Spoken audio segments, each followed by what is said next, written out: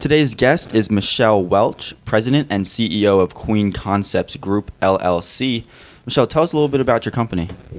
All right. So Queen Concept Group LLC is like my main entity. And then off of there, I've created other businesses. I have Queen Cleaning Concepts, which right now is what I'm primarily known for.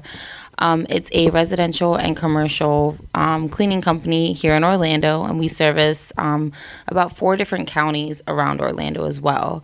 I also have the Momtrepreneur Network, which is something that's up and coming now. I have put it out, but I haven't launched the website or anything like that yet, but that's definitely on the way this week coming up. And then I also own a catering company. It's called The Golden Spoon for the Culture. We offer a hip new twist on meal prep, vegan meal prep, vegetarian meal prep, which that'll be launching within the next month again. We already launched in January, but it's coming back. And then I dabble into networking and a bunch of other stuff as well. So, all right, we have a lot of material to cover. One, I wanted to ask you though, are you vegan or vegetarian, or is that just something that you saw an opportunity for? I'm not. I love chicken way too much, but I do enjoy vegan food. My soul sister, she is vegan, so she cooks all the time, and that's just what she cooks. So right, yeah. And I know the demand right now with the health, and everyone's super into healthy eating, vegan eating. So just trying to stay hip to the trends. Yeah, certainly, because I looked into vegan a little bit. I tried it because I have some health things that I tried to see if I could overcome with it, but it is hard to go vegan, even if you try to stay consistent with it, not knowing what's in the foods. Exactly. It's too much. And for me, I'm a foodie. I love food. I love steak. I love seafood. It's really hard because I've wanted to obviously be more health conscious since I work so much. I have to make sure I'm super careful about what I put in my body. And so I've cut out pork. I don't eat pork at all anymore. And now I only dabble into red meat, very rarely. But chicken is literally the only meat. Chicken, fish, shrimp, things like that. But other than that, I've started to cut the diet out. Now with eating the vegan food I have, I do notice a huge difference day to day if I have all vegan meals versus if I'm eating something with meat, or even if I'm eating fast food or processed food. You can really tell the difference in your body. Right. I definitely noticed the difference with fast and processed food. But one thing that I'm starting to kind of think is I think it's very specialized depending on who you are. Some people will do well at vegan and some people won't. Almost like working out. Some exercises work for other people and some don't. Yeah, and it's when you go vegan, in my opinion, I feel like it's a lifestyle change. You have to change because it's you can't. Restaurants are becoming more getting more into it just for the simple fact that people are going there and they're there's no options for them, so they'll leave. So you have to be very conscious of everything, where you're going. If let's say for example, if you're going on vacation and you're vegan, you have to already look at the spots that you're gonna go to, because not everyone is hip to the trend right now. So yeah, especially not here in Orlando. Maybe more in California. Yeah. It's really popping. Yeah, or maybe more down south. Maybe just I don't know. But I know for Orlando, it's more of a growing thing. So yeah, I definitely see it on the rise. But I wanted to ask, what were you doing before all these entrepreneurial adventures? What was your lifestyle like? So I did have a normal corporate job. I did business acquisition for Spectrum. I was the HR supervisor with UPS. I did a lot of business startups. My parents, they were entrepreneurs. They owned a childcare facility. They had a cleaning company at one point. So I came from a business background. Although I did always work for other companies, I always increased bottom line. I was always in some type of manager role or something of authority, because I like to lead and I like to give results. So that's okay. No, no worries. if you need to pause it real quick. 1 second. I'll be in there in a second. But as far as entrepreneur and everything like this, is this something that just came naturally to you, or did you? Yeah. Because I went to school, college. I did 2 years at Seminole State, and it wasn't for me. It wasn't fun. It wasn't anything that I wanted it to be. And I knew at that point, I was done with it. Right. So. Okay. What'd you study at college, or what were you going for? I was going to be a nurse. Okay. Yeah, and it was that was based off the fact of my mom. She was like, you need to be in the medical field. And I was like, how are you going to tell me that when I was out here at 16 running your business? No. So business just runs in my blood. It's something that I'm super good at, and it makes me happy. It's my passion, so. Right, and as far as growing the business, what has been the most challenging aspect of the business? Creating the product itself, getting the word out there, because that's usually what I hear is like you may have a great product that is very has a lot of utility to it, but if you have 0 customers, it's very hard to get that first customer. Exactly. Because a lot of people want to say, well, who uses it, or how many customers do you have? So, do you have like a social media strategy or networking strategy? Is it word of mouth? For what do you do? that wasn't my concern. My concern was more because I'm in a service industry, so I don't offer a product, I offer a service. Right. So that's easier to get out than I think actually a product. That's something that's tangible. The hardest part for me is actually my employees. Because the fact is that I think people in general don't realize what goes into janitorial work. I mean, it's hard. And I know because I do it, like, alongside my team. And that's the hardest thing. People are like, oh, I want a job, I want money. And, you'll give them the opportunity. But once, day 2, day 3 comes in and your body starts to feel sore and you're like, oh, my gosh, like, I'm busting butt here. Like, right. You get discouraged, and that's when, like, I have to step in because quality is everything to me. I'm able to be in business for over a year now. I've done over 300 cleanings, my company has, because of the quality that I provide. So the moment that someone kind of slips, that's when I have to, put my big girl boss pants on, and I'm like, all right, you're not really fitting into what my vision is. I'm sorry, but you don't work that hard. Like, and it's, people don't really always go hard for your vision, but you got to weave those people out because they can taint your name. And in this industry, your name is all you have. So credibility is everything. Right. So it seems like you've more transitioned into, or the more challenging role is being that leader, that manager, as opposed to doing the actual work itself. Exactly. Because what I didn't want was to build a brand off of like, my team does this. Like, no, like I'll be there too. I'll bust butt too. Like, I'll be right alongside of them, scrubbing the tile, scrubbing the grout. Like, I would never want to have someone do something I wouldn't do. Right. That was my whole approach. Hands-on boss. Like, and I'm not even a boss. I'm there alongside with you. Like, we're walking through it together. So that was like a really huge part for me, was not being like a boss, but to be more than that. Can you walk me through the first steps of when your first business that you started? What were the first things that you did? What were the first steps to getting started and then fulfilling it out? Okay, so in 2015 is when I started Queen Cleaning Concepts. That's the business I'm most known for right now.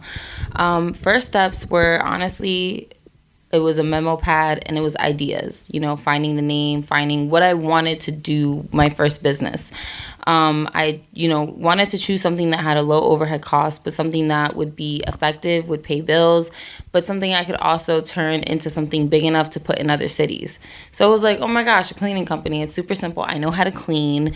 I can train people to do it, and I can basically copy and paste it anywhere else. So that was that. Then I went ahead and started just thinking about what do I foresee like myself in 5 years doing with the company. So I had to put like a vision together, and then I did the business plan, and then I was like, okay, that was in 2015. So I wasn't super serious about it because I was like, I still want to party, I still want to live life. Then I got more serious when I had my second son. So in 2016, I dabbled into it more, wasn't super serious.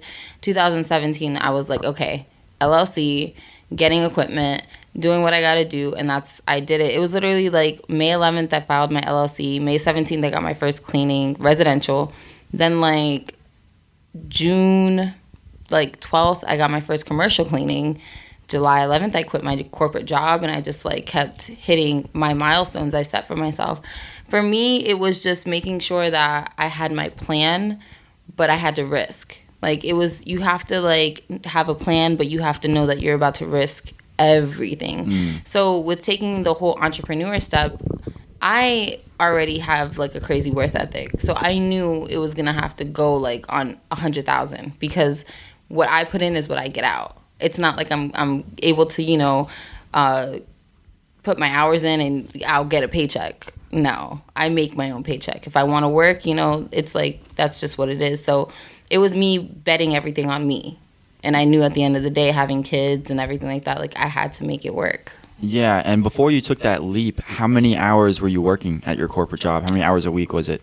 I was working like a regular 40-hour week, because with working with Spectrum Acquisition, I was making like over $25 an hour. So I only needed to work my regular hourly. But even leading up to that job, when I worked at like a call center type environment, I was working like probably 60-hour weeks. Oh my god. Yeah.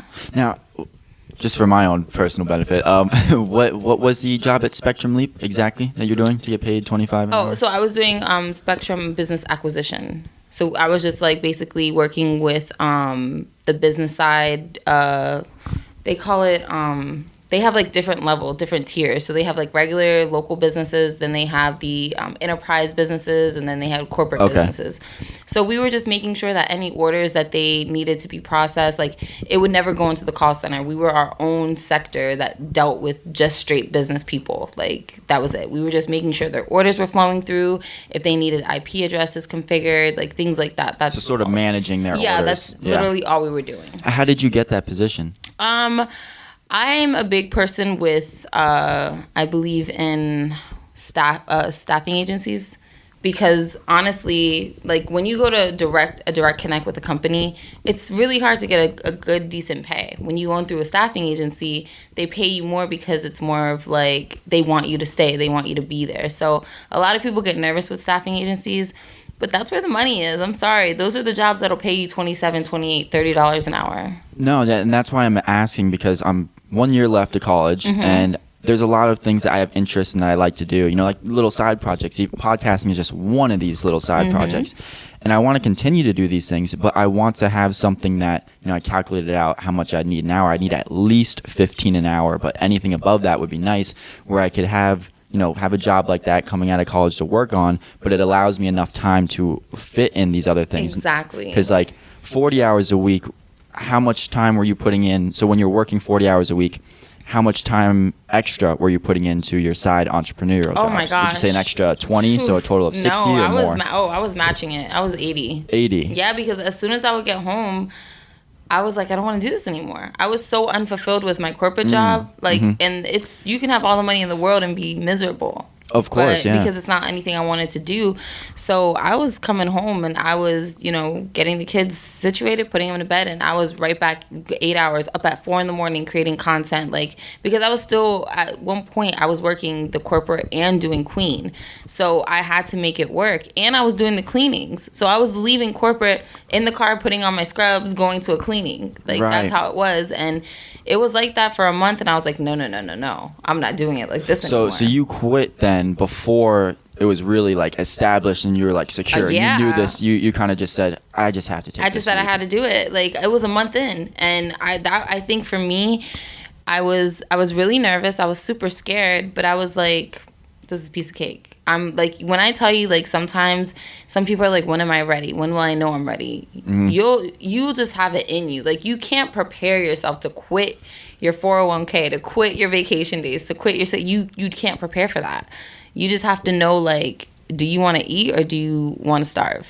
Yeah, for me, it's usually like a guilt beating up process. So to give a dumb example, but an example, I'm trying to learn how to do a backflip, and it's just like, it's scary to do, but every time you go in there, and then maybe you're slow at first, you just don't really push yourself, but over time it's like, this is my 30th time being in here. It's like, I'm tired just of it. do the Just freaking, do it. and then that's what gets you to just like go for it and do it. It's just like you get sick of going up and just not seeing anything. Yeah, you get sick of like. And I had posted this on social media the other day. Like, you can listen to the podcast, you can read the book, you can sit there and be mentored all day. Until you get sick of just learning. Yeah, because then you're like, okay, so what am I going to ever apply it to? Yeah.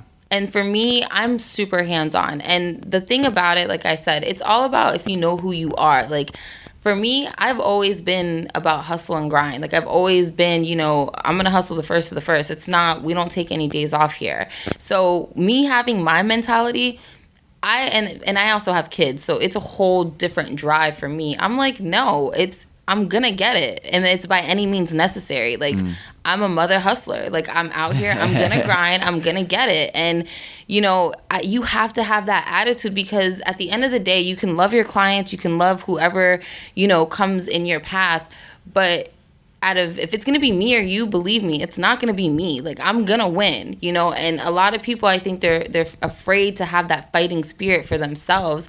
But it's like, who's gonna clap for you? Yeah, you got supporters, but those people are not gonna pay your bills. You got to go find your clients. You got to have that drive, and you have to have that mentality that like nothing's gonna stop you. Do you think everyone can have that mentality? Or I don't think so either. I think it's kind of like, you know, creative people, like some people are naturally creative and some people, like, it doesn't come to them. And I think it's sort of the same thing with entrepreneurs. But to say that if you don't have this drive, I wouldn't say that you have nothing. Yeah. You have something. It's just somewhere not for else. that. Like, you know, and I had this conversation with someone yesterday.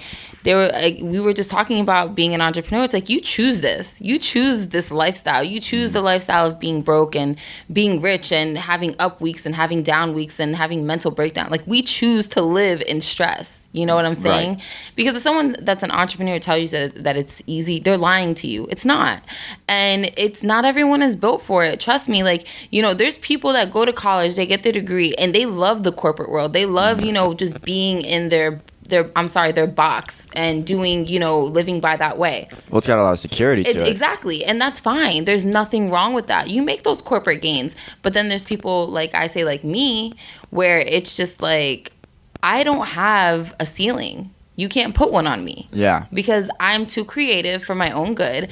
I know how to make things happen, and I execute like there's no other. So me knowing what my strengths are, I can't be in the corporate world because I'm looking at them like, y'all are boring. Like, where's the risk? Like, where's the money? Like, that's me. Okay, so now what do you enjoy on the side as like a hobby? Like, what are your passions? I have like a serious passion for women. Okay. You know, for mothers, because I like, you know, being a mom, and I've named myself and coined myself the momtrepreneur because it's like, it's hard, and I know that so I've gone through it, so I know how to manage it. So, but there's women that are like me that have children and they want to live out their dreams, but they can't because they don't have the resources. They don't have the time to put in the way I did. I have a lot of support from my family. So like, you know, when I had things that I had to do, or when I do have things I have to do, you know, I have a nanny, but I also have my mom and dad. I have friends. I have a very strong support system. And I can't stress that enough, how important it is having those good, genuine, authentic people with you, because it's never going to be a single man journey. You know, you can be self-made, but you're only self-made to a certain point. You know, you need people. So that's just really, really important. And I think people see what the internet kind of portrays entrepreneur and business ownership as, and it's just like, y'all are lying.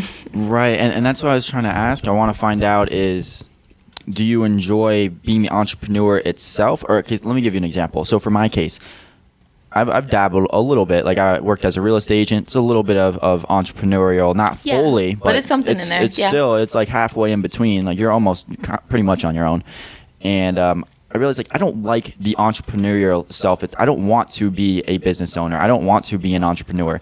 But there's interests that I have and I want to be able to do them on my own terms. I see. Okay. And it's like, I cannot work in corporate. Like, for example, if there's a lecture or something for school and it's like assigned to me, or a homework assignment that's assigned to me, I just don't put my effort into it because it's like, I didn't choose. I just don't see the warmth in it or the use in it. But if I, for some reason, decided that I wanted to, or you'd be all in. Then I'm all, even if it's the exact same assignment. So that's what I was trying to find out. Yeah, it's with women. Are you different though like that? Do you enjoy being an entrepreneur, or is it the same as me where you don't really like being an entrepreneur, but you have passions that you want to do for a living? I couldn't see myself doing anything else. Okay, and I can tell you right now, I just turned 26, and never, knock on wood, I'll never go back in corporate again. No, good for you. Yeah, that's awesome. I just feel, because the way I look at it is, it's just like, there's too much money just like here for people. Like, it's too much opportunity.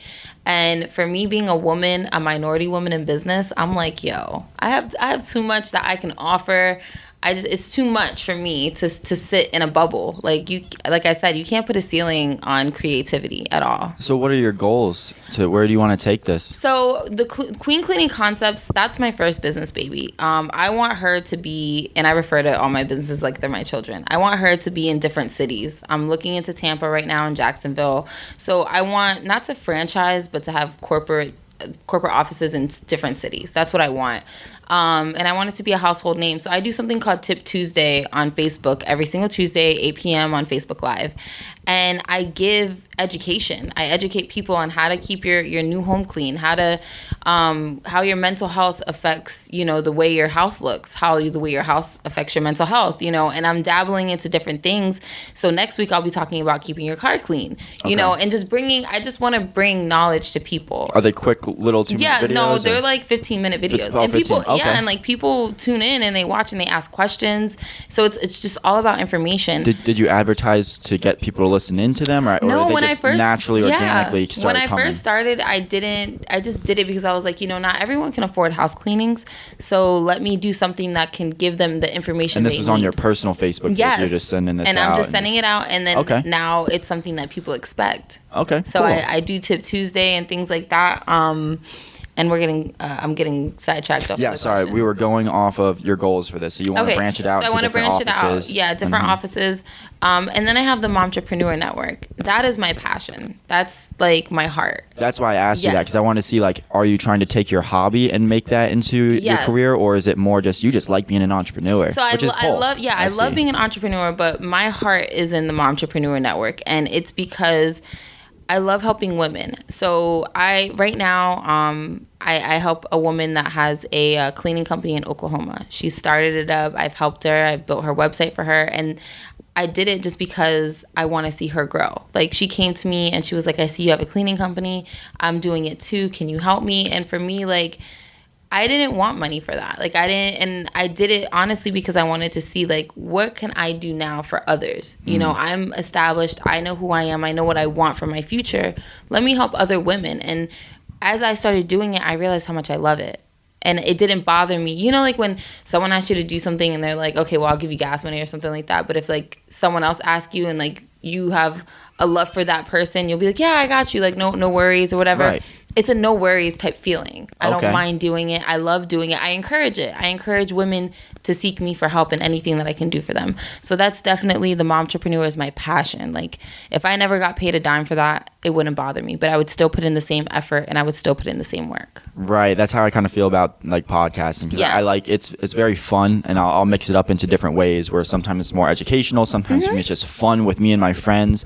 So I would do this even if I never ever got paid. Exactly. So that's how I feel about the Momtrepreneur Network. Cool. And I want to get back to the first question. Man, we went off on a bunch of tangents. It was the process. Okay, so you first started process. to implement It's all with an idea. with an idea, Yeah. and then from there, once you have that idea, and then you quit your corporate job. Like, Yeah. what were the next steps? You have your LLC. What do you do from here? Like, So it was LLC, buying equipment, getting starting the marketing strategy. So I grew in like 90 days. Like, it was quick because I was on social media I was shoving Queen Cleaning Concepts down everyone's throat. I was like, your friends on Facebook or friends, ads? Okay. everything. Like, I was in there. Like, I wanted everyone to know. It was so bad that they were like, oh, you're the queen of clean. And I was like, yep, let's go. Let's run with it. And I got so much from social media. Like, and that's why I tell people it's so hashtags. That was my thing. I was into hashtags. I was into running the ads on Facebook. I was into running ads on Instagram. I was out networking. I started working with a lot of realtors. So now I get referrals from realtors. Like, people will come and they'll be like, hey, KW sent me. And I'm like, who in KW? Like, Keller Williams. Like, who? Can I get a name? Like, I want to tell them thank you. But it's just like now, like, there's different just companies that are just like, go with Queen Cleaning and there's people that I've never even been in their home, that I've only known them from, having a Facebook relationship with them, and they co-sign me. And it's just like, because they know that my work is quality. Like, and that's why I say credibility is a lot. So when you're starting to build your brand, you got to build it on cement. Foundation is everything. What apps and social networking events do you use to do this in specific, and which ones do you not? I guess we'll just stick with which ones you use. So I use Facebook. Facebook is a really big thing because so we do the residential cleaning. A lot of younger people, they don't feel that they need to hire cleaning service. So Facebook is more targeted for our older audience. Right. And then so Facebook, Instagram would be more for the millennials and, you know, our age group. And then like obviously I dabble onto LinkedIn from here to there. We have a Twitter and I tweet about it. And I find like Twitter, it's just to have that as a social reference, not necessarily that I gain any traction off of it. Okay. It's just to be relevant. But yeah, honestly, what I use the most would be Facebook and Instagram. Does the content differ from them since you said they're different audiences? One is older, one is more millennials?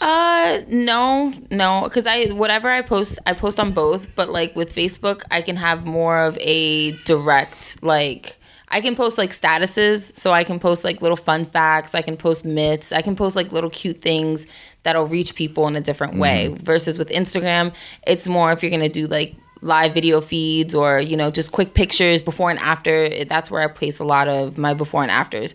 That's where I find a lot of my realtors, because realtors are really big into social media.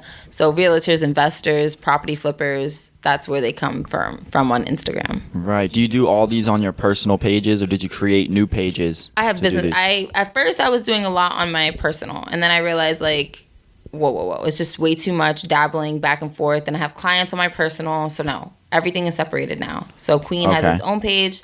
I have my own page. Everything is separated. What was the problem? Like when you're doing it on your personal, you said like it got too much. It's too much. You get too many business inquiries that you miss, because you still have to remember that people are people on, you know, social media. Like I still have my own personal life. So I was getting, you know, bombarded with personal stuff. You know, I love to post my kids, and there was too much confusion, not necessarily of what I do, but like, is this a client page or is this my personal page? Okay, that makes sense. Because I'm trying to think like what I should, because there's a lot of stuff that, you know, I have interest in that I want to put out, but then I feel like maybe my friends don't care about the same things I'm interested in. And the thing is, I'm like a habitual poster. So I follow Gary Vee. Yeah, I like live by him. So everything that he puts it out, and he says, if he says post 10 times a day, I'm going to post 10 times a day, because he's proven himself, and his stuff has proven to work for me.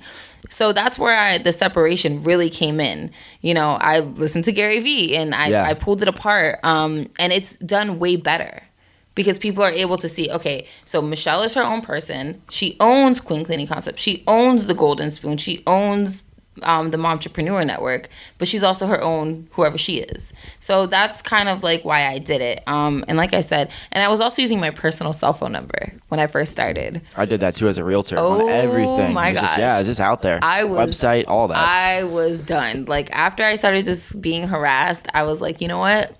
Nope. I changed my cell phone number. I changed my business number, and they will always forever be separated. Yeah. And what do you think though about because I'm just trying to think, if I were to start like a new page, or anyone else who is thinking of doing like an entrepreneurial venture, you know, they have a following already on their personal Insta and Facebook. To go and switch over and to create a new page, it's like starting from zero is hard. It is. Like, should you start on the personal page and just see how it goes, and then when it starts to get too much, then you kind of make an announcement and be like, for those of you who are interested in this thing that I do as a profession, I'm making a page just for that, so you guys can see all the content there. I think honestly, the way now that I have more knowledge in it, I think that you should, you know, dabble on your personal page a little bit. It's always good to let your friends and family know what you're doing, because those will be the first people to support you. Right. But always start with having its own thing, its own page, its own entity, everything. Because what happens is you build up so much momentum on your personal page, and that's not always going to follow through when you're like, oh, now I'm announcing that I have a business page. No, start your business page as first. Get your following, send your people to there, say, hey guys, you know, go ahead and go support this. The following will come. You create the content and you create, you know, the call to action, it'll come. So it's really all based on you. Like, and I don't believe in dabbling business with personal. I don't like it. Yeah, I might have to try that out and see, because I haven't done that yet at all. Yeah, I think you should separate them, definitely. Because I've been trying to think, like, is it even worth to create? Because I have so many interests and so many different things I want to like try out. So it's like, to be too many pages. So what I can suggest is like write down what your interests are and see if you can put things in like subcategory. I have two main ones. So one main one is fitness, if we're going to go in a broad sense, but it goes into different things. You know, one one period of time it may be from to boxing to bodybuilding to gymnastics. Yeah, see, all that you but could it all keep goes together. into fitness. And then I don't know the best broad term for it, but it's kind of more like psychology, I guess, in a sense, from psychology to philosophy to like self-help.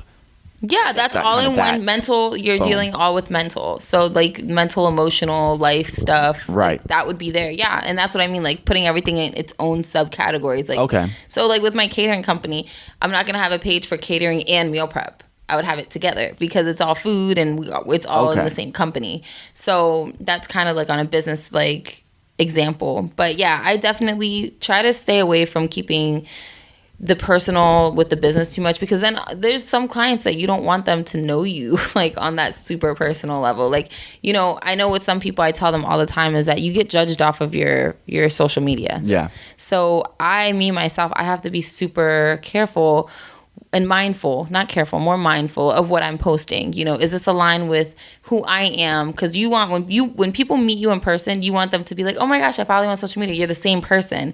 So many times you meet someone and you're like, whoa, that's not adding up. So you don't ever want people to feel that way, because then they don't think you're genuine, and then it's kind of like, why do I even care about what you're doing? Right. Okay. I see what you're saying. Yeah. So you just want to make sure that you're just intentional, you know, and with what you're doing, you know, you want to stay relevant, because you want people to listen to your podcast. You want them to listen to your fitness tips or whatever you have to offer. So just make sure you're putting out the good energy. A lot of people now are on the universe wave, where they're taking energy into full account. Like they meet you and they're like, it's all about your energy. It's all about the vibe that you give off. If you get a funny vibe, I don't want to mess with you. Like that's how everyone is. They're like, I look at your Instagram and it's funny. I don't want to mess with you. Like make sure you're giving off like a good perception of yourself, because the way you perceive me versus the way that person perceives me is two totally different things. So you have to be really mindful of what you're putting out to the world about who you are. Okay.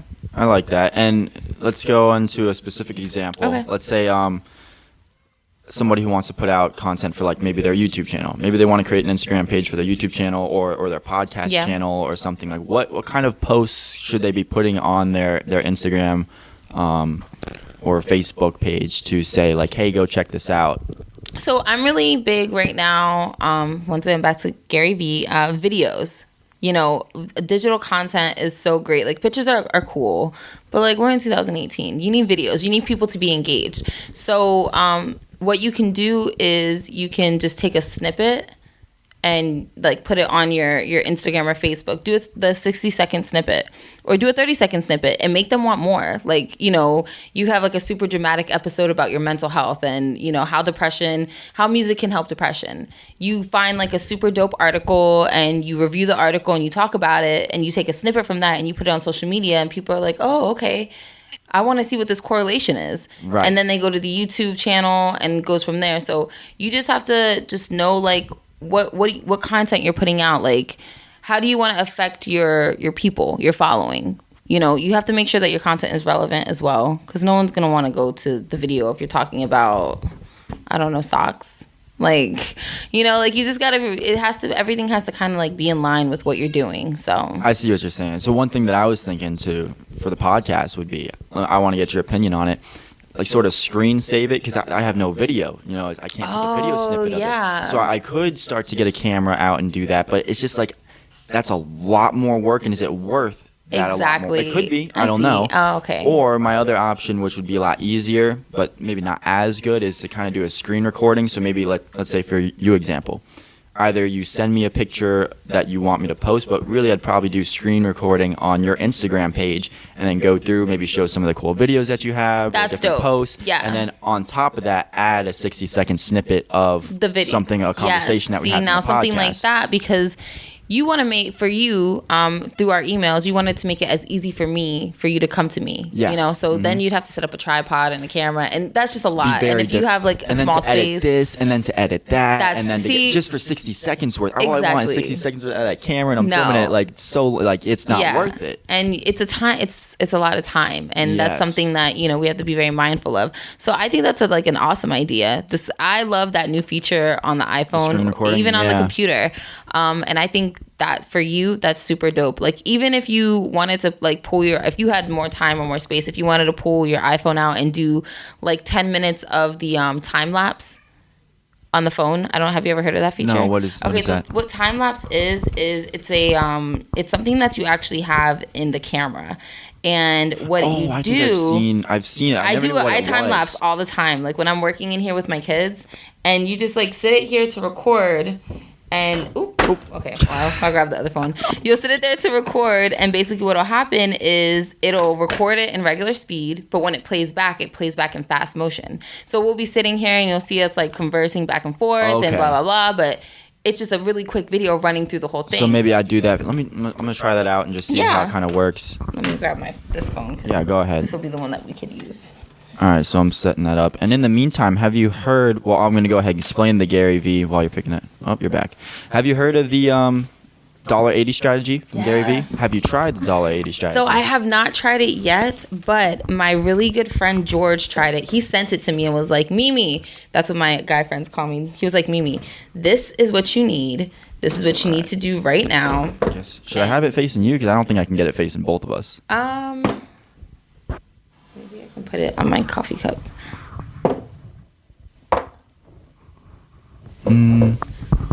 Yeah, I'll just have it facing you because I'm gonna be promoting you anyways. I'll have it like when I put the video out, That's and fine. I'll have it on your channel. Yeah, it doesn't matter. Yeah. And I'll just do like a 10-minute, and then I'll. Yeah, that's cool.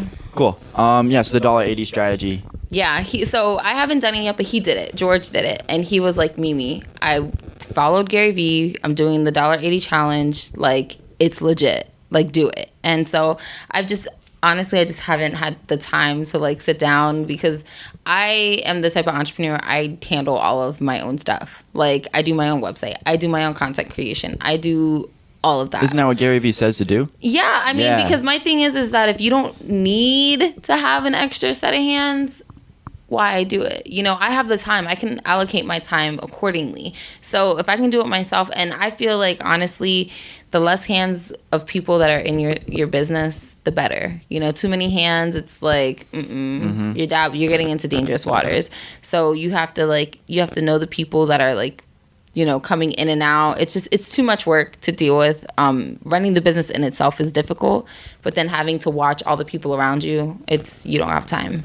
So for me, I'm like, no, I'll just do it myself. Yeah, because it is very time consuming. That's what's always like kind of kept me from it. Like, that's a lot of work. But I interviewed for one of my other podcast episodes I did, Tashia, and she tried it out, and she said within, is it 4 months? It was 1 month. Increased like 5,000 followers. Yeah, and that's what George said. George was like, we got like, it was like a short, like, I think it was like 60 days. They were up to like 1,000. They had 1,000 up. And I was like, okay. So I was like, when I'm ready for that, because like where I'm at right now, like I don't like to do anything that's going to bring me massive gain until I get to like, I have to make sure like I'm good. If that makes sense. What do you mean by that? Like more organized. I need to make sure I'm taking care of everybody. Okay, thus far. You don't want too much that you can't handle on your plate. Because, like I said, I'm in the service industry. Everything is about quality. I'm very hands-on with my clients. I'm very hands-on with everyone. Everyone knows who I am. Like, that you have those businesses where you don't know who the business owner is. Right. You know that I'm the owner. I'm there. I'm acting. If I need to be there and clean, I'm there to clean. If I need to be there to supervise, I'm there to supervise. Whatever the case may be. There's all access. So that's why I'm like, we got to make sure we do this in steps. ABC order.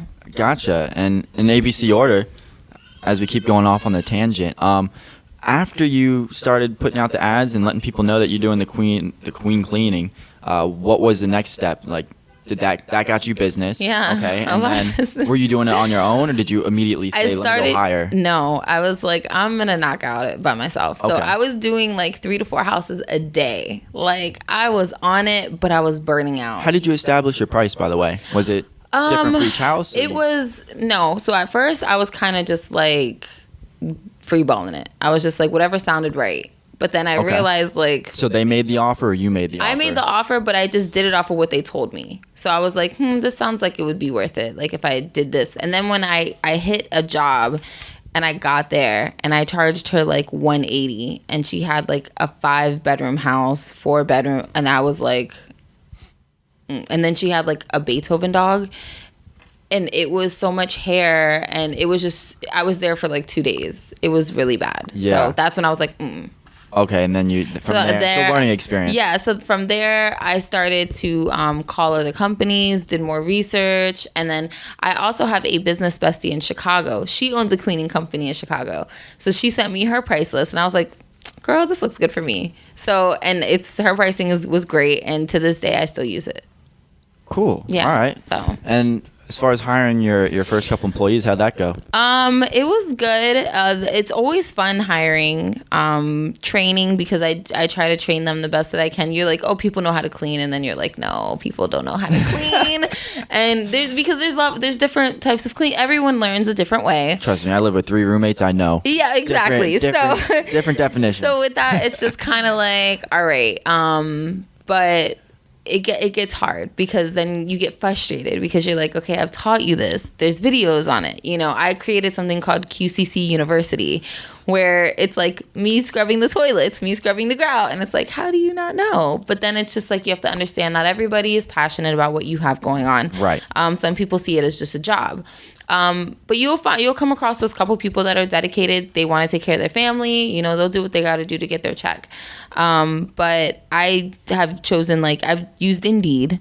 I've definitely used a lot of word of mouth, and posting on my Instagram and Facebook page, hey, I'm hiring, if you know anybody, send them my way. We fully vet everyone. So everyone, gets background checked and all that good stuff. Because we're going into people's houses, Yeah. A big thing is with house cleaners is you have to be trusted, because a lot of the times, there's clients that I have that I've never met before in person. We've just spoken over the phone and through email, but they trust me enough to go into their house just because of how I've made them feel. They've never had an issue. And the thing about it is when someone does have an issue, taking care of it immediately, having a sense of urgency with everyone. So it's difficult because employees will ring you. Right. Oh my gosh. Yeah, no, I hear it from my dad all the time who has a restaurant. Oh yeah. My gosh. It's the same thing. It's anytime you're in the service industry, it's ridiculous. People are crazy. I just don't get it. That's what I heard. The hardest thing is managing other people. But who do you, I know you listen to Gary Vee. Is there anyone else that you Eric get your... Thompson, Eric, E.T. E.T. Yeah, okay. He's dope. Eric Thomas, the motivational speaker? Yes, Eric Thomas, yeah. And then I listen to hella podcasts. They're all on my phone. I listen to a lot of Boss Chick 101, I have a love for the women, so it's right. all the girl vibes, I love it. And then I read a lot, so I'm a subscriber to Medium, which is a blogging platform, which a lot of motivational speakers and business owners go on, talk about their experiences. And then have you heard of Medium? Nah, I've heard of the word. I heard Medium platform, but I never really heard what people. Yeah, if you go to medium.com, and you can type in let's say, for example, if you're trying to look for business motivation, type in business motivation. It'll come up with different blogs of different. Can you write on it too? I actually have a Medium blog page, and I've written a couple articles. I had an issue one time with a realtor client of mine. I sent out our team, and it was a post renovation cleanup. So there was a lot of sawdust. It was just really messy. There was tile gunk all over the floor. Yeah. And it was definitely under quoted. And I ended up having to go back out on a Sunday. I had to cancel the entire weekend and take care of the issue myself, because they were this wasn't done, that wasn't done. And the thing is that, at the end of the day, the customer is always right. It's not their fault that I underquoted them, and, my team just gave up. They were just tired. They didn't want to do it anymore. So I had to make the decision to obviously let go of my team, because they didn't want to do the job correctly, and then I had to come in and do it myself. So I blogged about that. So it was giving people a back end insight to entrepreneurship, that it's not always roses on the other side. Yeah. Jesus, it's not always roses on the other side. I wish it was, but I think that that's what makes you a better business owner and a better entrepreneur, is because, like I said before, you choose this life. You don't have to do this, but you choose to do it. And you're going to fail. If someone tells you that you're going into this and you're not going to fail, I'm sorry, but they're lying to you, and you have to see for yourself. I failed 6 months in, but I got right back up. What do you mean you failed? I lost all my money because I wasn't spending smart. I wasn't doing things the right way. So how did you recover when you were, at that point? I had to go into this weird, crazy grind mode. It was get it all back. So I took the L and I was like, okay, it is what it is. Like, you have to be smart with your money. Like, one big thing for me was I didn't educate myself properly on how to handle making so much money at a time, making sure that you're putting money aside to pay, this and pay that. And, having your payroll fund and having your emergency supply fund. All those things are super important. But because I jumped into it the way I did, I didn't have anyone telling me, make sure you do this, make sure you do that. I was just kind of going off of what would have been best. So with that, I went with it, but you have to like be ready. You have to. Right. I think a lot of people underestimate that. And is there a favorite entrepreneurial book that you have that comes to mind? The first one that popped in your head? I just keep thinking Gary Vee. Yeah, Crushing It. Crushing It. Yeah. Yeah. I read all his other my ones. Gosh. I haven't read that one yet though. Yeah, I'm excited for it. Yeah. You know how he's a powerhouse. Like, there have been days where I'm like, I want a job. Literally, I'll be crying and I'm like, I can't do this anymore. I don't want to do this anymore. I want a job. And I'll be like, you know what? I did not make it this far to just make it this far. Like, so I go to Gary Vee's podcast or I'll go on his Twitter or I'll go on his Instagram or just go onto YouTube and type in Gary Vee motivation. And he's like, stop your shit. Like, stop, complaining and get your stuff done. And I'm like, okay. All right, Gary, I got it. I love Gary. Yeah, like, he's awesome. So. Okay. Before we wrap this up, where can people find you? And I have a couple more. I have another question after this, but where can people find you? You can find me at the Michelle Welch on Instagram, and on Facebook the same, the Michelle Welch. And then if you want to follow my business profiles, I have Queen Cleaning Concepts, which is my cleaning company, and the Momtrepreneur Network. It's Mom and Trepreneur. Just together. Got it. And then, but if you follow me at the Michelle Welch, you'll be able to see all of the stuff I create. Okay, I'll put the Michelle Welch in the bottom of the description so then they can go there and find everything else after that. Yes. Was there anything in specific that you wanted to go over that maybe I missed by any chance? I don't know. I think sometimes, like, when you just organic and just in the conversation, hopefully we touched on important things. Absolutely. I learned a tremendous amount, and I'm sure anyone who listens is I would hope for so. sure learn. Yeah. I would hope so, yeah. The only thing that just hustle. Like, I think the biggest thing, honestly, is a lot of people are scared. They're scared to fulfill their dreams. They're scared to go after what they truly want.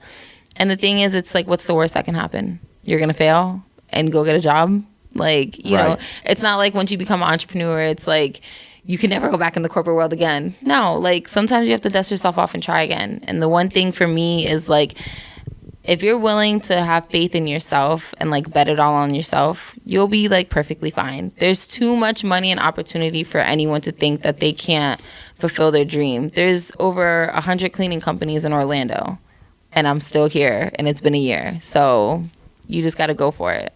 Cool. I like that. And we're going to end on this last question is, do you have any, like, productivity tips? Like, do you follow the 20-80 rule or anything like that, or you just naturally just go after it? I'm like natural with the business. Okay. I just go after it. If I want it, I'm going to get it, and nothing's going to stop me. And it's been proven. Like, that's the spirit I feel like every entrepreneur should have. Like, bro, you can't stop me. Like, you can do whatever you want. You can spam my page. You can delete all my content. But you know what? At the end of the day, like, you can't stop. You can't stop this. So perfect. And we are going to end on that note because I can't top that. Thank you, Michelle.